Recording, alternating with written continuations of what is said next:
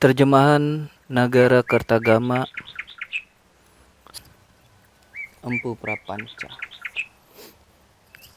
Pupuh 1 Sang Maharaja Hayam Wuruk. Om, sembah pujiku orang hina di bawah telapak kaki Sri Baginda Raja, yang senantiasa tenang dan tenggelam dalam semadi. Dialah Sang Siwa Buddha, Sri Purwatanata, Raja Gunung, Raja dari segala raja. Dialah Mahadiraja di dunia, Raja dari para dewa, goib, lebih khayal dari yang hayal, mewujud ke dunia. Meluas meliputi semua makhluk, beliaulah penghilang mala bagi aliran Waisnawa, Raja para yogi, semesta bagi kapila. Dialah Sang Hyang Dana, Sri Wagindra, dialah dewa dari seluruh ilmu pengetahuan, manusia, dewa asmara. Dialah Dewa Yama yang menghilangkan segala rintangan dan penghalang dengan penuh bijaksana dan penjamin kedamaian di dunia. Demikianlah tujuan dalam memujanya, karena ingin mengubah cerita untuk Sang Raja, Sang Maharaja Dewi Watikta, Raja Sanagara yang sangat termasyur kekuasaannya. Dia bagaikan jelmaan Bataranata yang menyirnakan kesengsaraan rakyatnya. Seluruh bumi Jawa tunduk dan berbakti hingga sampai seluruh penjuru negeri lainnya.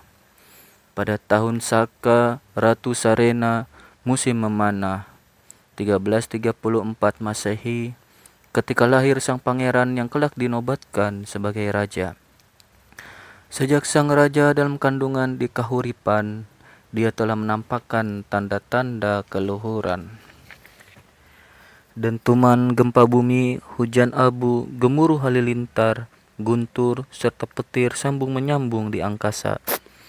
Gunung Kamput meletus membinasakan orang-orang jahat dan tak moral secara bersamaan. Demikianlah tandanya Batara Girinata menjelma menjadi raja utama. Selama ia bertahta, seluruh bumi Jawa hormat dan tunduk akan perintahnya. Wipra, Satria, Waisya, Sudra, 4 kasta dianggap sama pandai.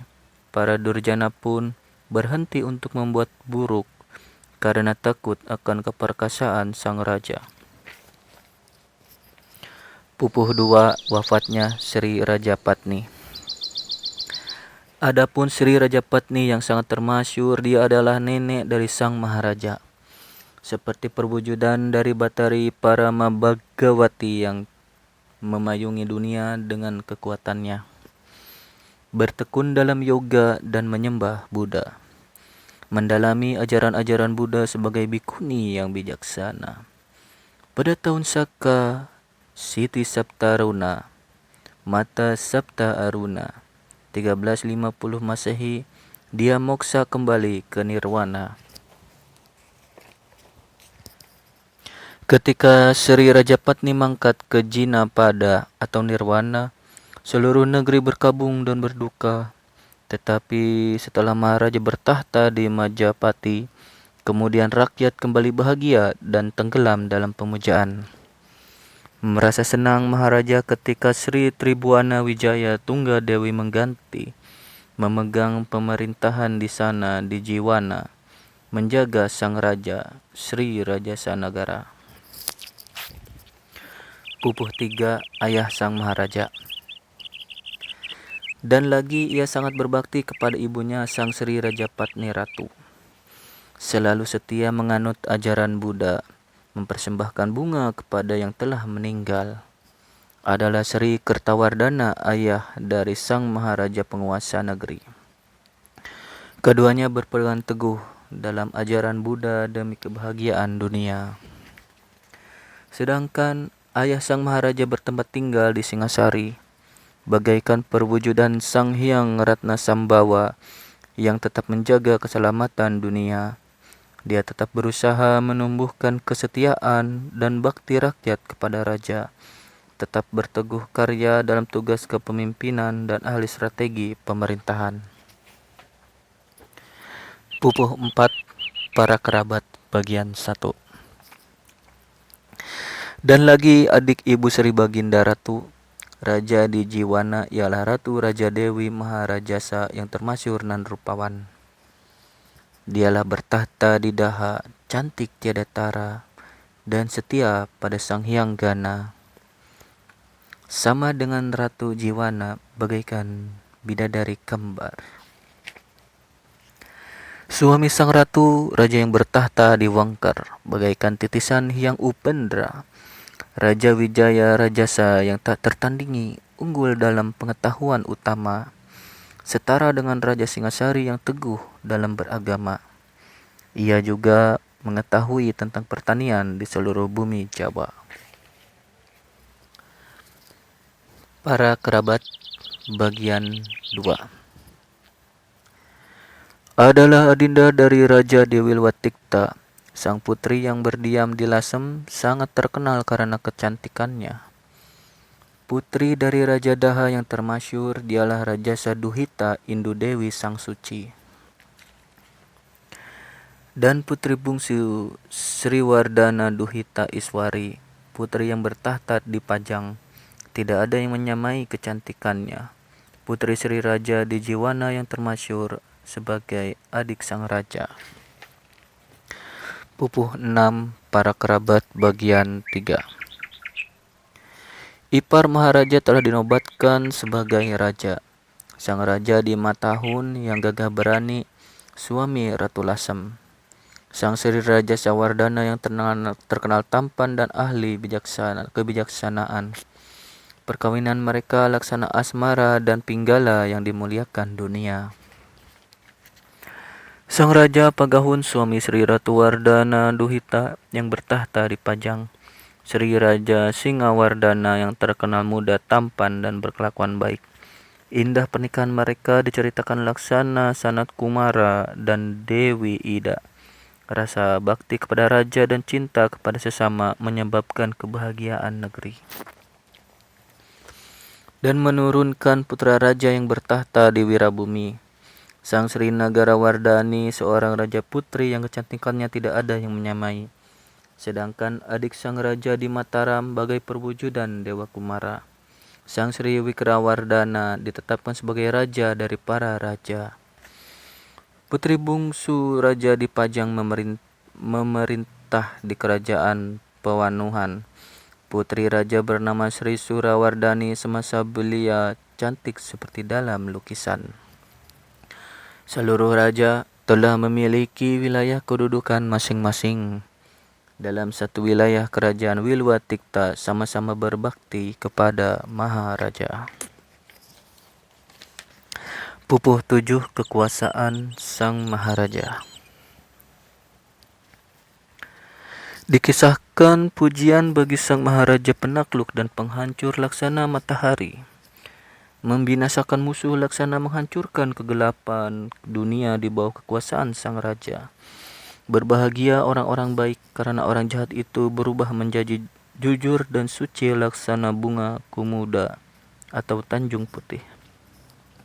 Orang-orang desa di seluruh negeri memberi dana atau pajak laksana air mengalir, dipersembahkan terus-menerus. Seperti Sang Hyang Satamanyu menghujani bumi. Sang Raja menghapus duka seluruh rakyat. Seperti Sang Hyang Pitrapati menghukum orang jahat. Baruna Sang Dewa Laut tempat timbunan harta. Seperti Sang Hyang Bayu, ia senantiasa melindungi seluruh jagat melalui utusan-utusannya. Seperti Dewi Pertiwi yang memelihara negeri, maka nampaklah ia bagaikan rembulan. Seperti sosok Kamadewa yang turun melihat kegembiraan di istana, para putri dan selir raja sekalian ibarat potongan dari Dewi Ratih. Dan Sang Permaisuri sendiri, anak perempuan Raja Wijaya Rajasa yang mulia, terkenal kemolekannya seumpama Dewi Susumna, sungguh serasi dengan sang raja. Kemudian ia menurunkan putri sang raja, Sang Kusuma Wardani, putri raja yang suci dan jelita wajahnya, bertempat tinggal di istana Kabalan. Wikrawardana serasi dengannya seperti kata seluruh rakyat. Laksana dewa dan dewi jika menikah membawa kebahagiaan dunia. Pupuh 8. Istana. Diceritakan istana itu sangat menakjubkan, dikelilingi tembok batu bata yang kokoh dan tinggi. Di sebelah barat, pintu masuk istana menghadap mandala dan dikelilingi parit. Pohon brahmastana di dekat balai berjajar dengan pohon bodhi ditata dengan berbagai macam susunan. Di sanalah para penjaga terus-menerus bergantian menjaga keamanan istana. Di sebelah utara, gapura yang luar biasa indah, pintu besi penuh ukiran indah itu didirikan. Di sebelah timur, di samping panggung tinggi yang disusun selaras berlapis batu itu dilepa berwarna putih. Di sana, di sebelah utara dan selatan pasar, bangunan-bangunan rumah berjajar memanjang sangat bagus. Sebagai tempat pertemuan bagi bala prajurit di selatan perempatan jalan itu, di bulan Chaitra yang elok. Balai agung menguntur itu dan balai witana di tengah menghadap ke wetangan. Wetangan salah satu bagian keraton pendapat tempat raja menerima tamu. Di sebelah utara wisma, tempat bagi para pujangga dan juga menteri duduk berkumpul. Sebelah timur tempat pendeta Siwa Buddha berkumpul dan membicarakan ilmu dan jenis upacara penyucian atau penebusan dosa pada setiap gerhana bulan Palguna demi keselamatan seluruh dunia. Di sana di sebelah timur, tempat untuk sesaji berjajar tiga-tiga, di tengahnya kuil Siwa nan tinggi. Sebelah selatan tempat para wipra bertingkat-tingkat. Sebelah barat itu tempat bagi pemimpin persembahan sesaji. Di utara bangunan tempat pendeta Buddha bersusun tiga itulah dengan ukiran di puncaknya. Bunga-bunga bertaburan bersamaan saat datang sang raja untuk bersembahyang. Di sebelah dalam selatan balai Manguntur, dipisahkan pintu terdapat ruang pertemuan itu. Terdapat wisma berjajar menyapit jalan ke barat. Di tengah-tengahnya itu ada pohon tanjung yang sedang berbunga, dan di baratnya lagi terpisah dengan bagian selatan panggung itu berbagai macam prajurit mengelilingi di bagian pinggir. Tepat di tengah-tengah halaman pendopo sana, tempat adu ayam jantan tak terhitung. Di sana tak henti bersuara riuh dan kacau. Di dalamnya lagi di sisi selatan, langsung tersambung ke gerbang kedua bagian dalam istana. Susunannya ini dibuat bertingkat dan bersekat pintu-pintu teratur. Semua bangunan wisma bertulang sangat kokoh dan lagi papan rusuknya itu tanpa ada celaknya. Dipenuhi oleh para bala dan pimpinan, berjaga bergiliran sambil berdiskusi. Pupuh 9. Pisowanan bagian 1.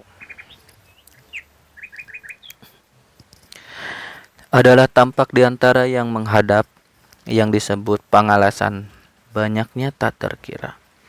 Nampak pejabat Nio Gading, Janggala, Kediri, Sedah, Panglarang, Raja Dewi, Waisangka, orang-orang Panewan, Kertapura memilih yang menang dalam peperangan.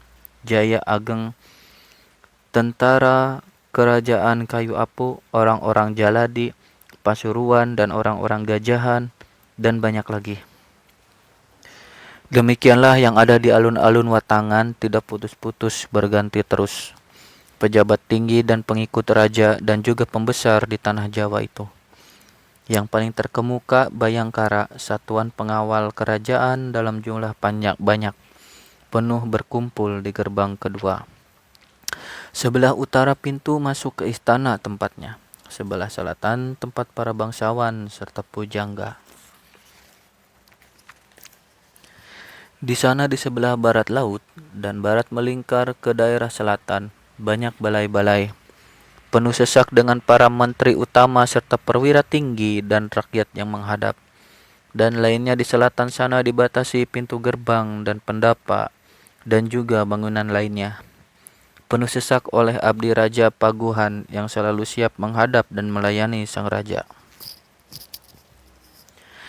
Di sana di bagian dalam di pintu gerbang kedua terdapat halaman luas dan indah menawan, penuh rumah serta balai untuk mereka yang datang menghadap ke dalam. Sebelah timur itulah geria yang tidak tertandingi, asri dan tinggi.